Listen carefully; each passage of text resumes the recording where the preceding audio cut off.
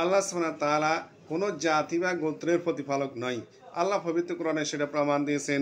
আল্লাহ বলছেন সূরা ফাতিহা অধ্যায় নম্বর ১ আয়াত নম্বর ১ সেখানে বলা হয়েছে আলহামদুলিল্লাহি রাব্বিল আলামিন।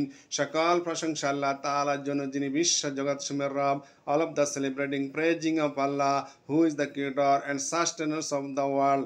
এখানে আল্লাহ সুবহানাহু ওয়া তাআলাকে বলা হয়েছে রাব্বিল আলামিন, বিশ্ব জগৎসমূহের প্রভু, রব, পালনকর্তা, রক্ষাকর্তা।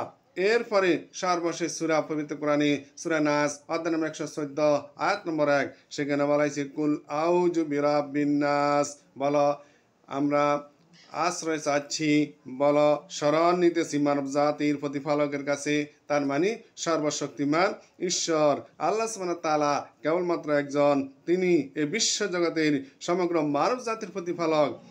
তাই কোনো বিশেষ গোত্রের প্রতিপালক নয় অথবা কোনো বিশেষ জাতির প্রতিপালক নয়, তিনি বিশ্ব জগতের পালনকর্তা, রক্ষাকর্তা, প্রভু, সৃষ্টিকর্তা।